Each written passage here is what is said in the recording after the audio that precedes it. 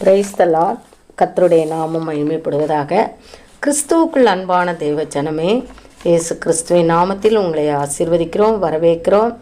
வாழ்வு தரும் வார்த்தை என்ற பதிவை நீங்கள் அனைவரும் கேட்டுக்கொண்டிருக்கிறீர்கள்.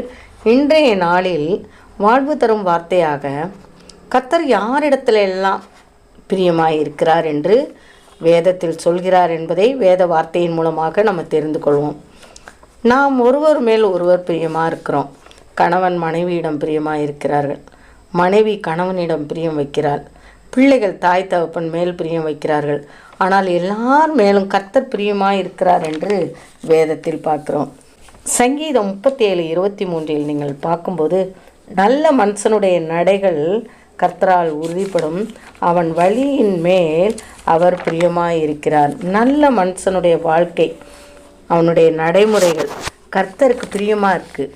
நல்ல மனிதன் உண்மையாக வாழ்கிறான், நேர்மையான எண்ணத்தோடு வாழ்கிறான், நல்ல சிந்தையோடு வாழ்கிற மனுஷன் அவனுடைய பாதையெல்லாம் கர்த்தர் உறுதிப்படுத்தி வழி நடத்தி பாதுகாக்கிறவராக இருக்கிறார். ஆமென், அல்லேலூயா.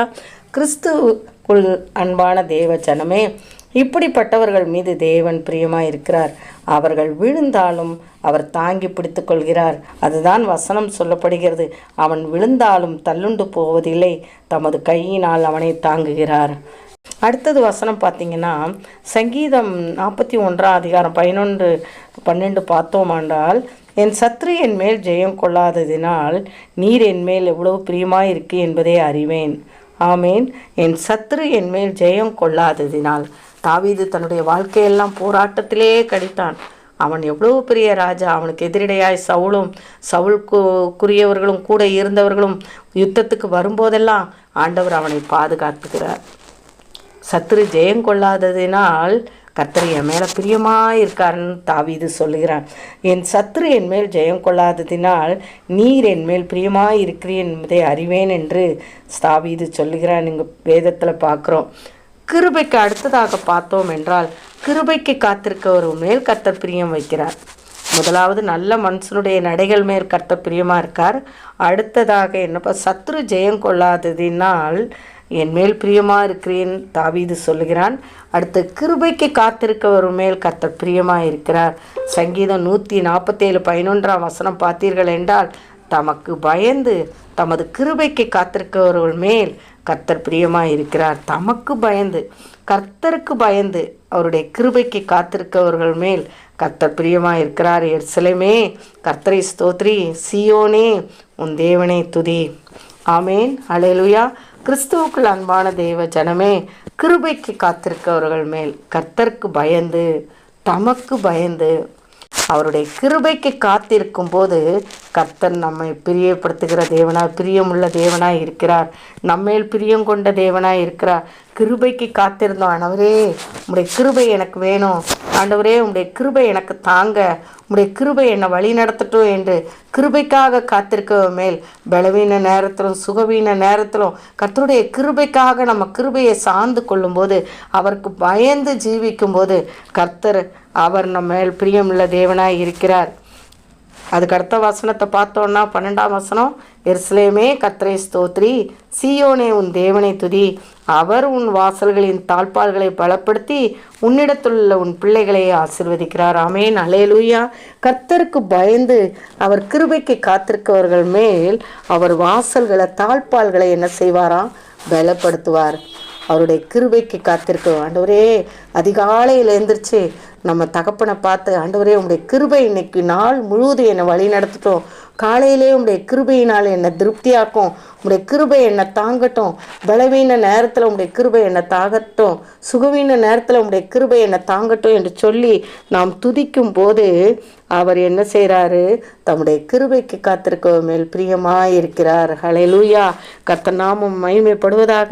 அப்படி காத்திருக்கிறவர்களுக்கு அவர்களுடைய வீட்டு வாசல்களின் தாழ்பால்களை பலப்படுத்துகிற தேவனாய் இருக்கிறார். உன்னிடத்தில் உன் பிள்ளைகளை என்ன செய்வார்? ஆசீர்வதிப்பார். அவருக்கு பயந்து ஜீவித்தோமானால், இப்போ உலக தகப்பனுக்கு பிள்ளைகள் பயப்படுகிறார்கள், பரலோக தகப்பனுக்கு நாம் பயந்து ஜீவிக்கும் போது, அவருடைய கிருபைக்கு எல்லா காரியமும் செய்யும்போது, அவரை நேசித்து அவர் பாதப்படியில் நாம் அமரும்போது, அவர் நம் பிள்ளைகளை ஆசீர்வதிக்கிற தேவனாய் இருக்கிறார். நம்முடைய வாசல்களின் தாழ்பால்களை பலப்படுத்துகிற தேவனாய் இருக்கிறார். ஹல்லேலூயா. கர்த்தர் நாம் மகிமைப்படும். உன் வாசல்களின் தாழ்பால்களை பலப்படுத்தி உன்னிடத்தில் உள்ள பிள்ளைகளை நான் ஆசீர்வதிக்கேன் என்று சங்கீதத்தில் சொல்லப்பட்டிருக்கு. இங்கு கர்த்தரை மேன்மை பாராட்டும் போது கர்த்தர் நம்ம பிரியமாக இருக்கிறார். முதலாவது நல்ல மனுஷனுடைய நடையை பார்த்து கர்த்தர் அவன் மேல் பிரியமாக இருக்காரு. அடுத்தது தமது பயந்து கிருபைக்கு காத்திருக்கவர்கள் மேல் கர்த்தர் பிரியம் வைக்கிறாரு.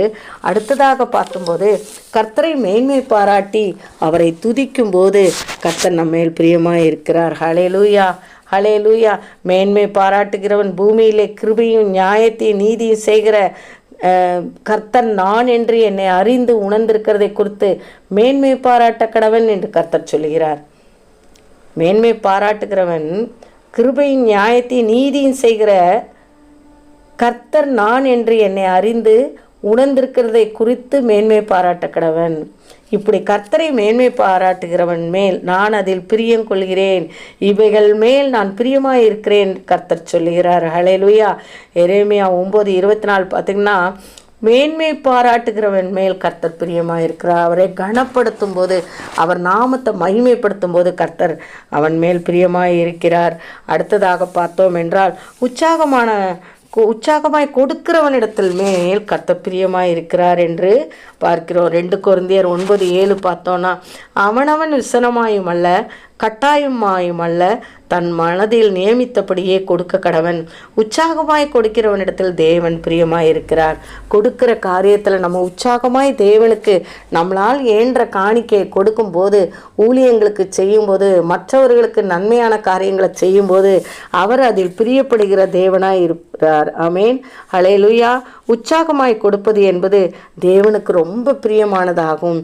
உற்சாகமானதாய் கொடுத்தவர்களால் கர்த்தர் அந்த குடும்பத்தை ஆசீர்வதிக்கிறார், அவர்களுடைய பிள்ளைகளை ஆசீர்வதிக்கிறார், அவர்களை சந்ததியை ஆசீர்வதிக்கிறார். அதே போல் நீங்கள் பார்த்தீர்கள் என்றால் எபிரேயர் 13:16 பார்க்கும்போது, அன்றி நன்மை செய்யவும் தான தர்மம் பண்ணவும் மறவாதீர்கள், இப்படிப்பட்ட பலிகளின் மேல் தேவன் பிரியமாக இருக்கிறார். ஆமேன். ஹல்லேலூயா. நல்ல மனுஷனுடைய நடைகள் மேல் கர்த்தர் பிரியமாக இருக்கிறார். கிருபையை சார்ந்து கொள்கிறவர்கள் மேல் கர்த்தர் பிரியமாக இருக்கிறார். உற்சாகமாய் கொடுக்கிறவனிடத்தில் கர்த்தர் பிரியமாக இருக்கிறார். மேன்மை பாராட்டுகிறவன் மேல் கர்த்தர் பிரியமாக இருக்கிறார். ஹல்லேலூயா. நல்ல மனுஷனாய் நடந்து கர்த்தர் தம் பிள்ளைகளை, நம்முடைய பிள்ளைகளை கர்த்தர் ஆசீர்வதிக்க போகிறதுக்காகவும் கர்த்தர் பெரிய காரியங்களை நம்ம வாழ்க்கையை செய்ய போகிறதுக்காகவும் கர்த்தருக்கு ஸ்தோத்திரம் செலுத்துவோம். கர்த்தர் நாமம் மகிமைப்படுவதாக. ஹல்லேலூயா.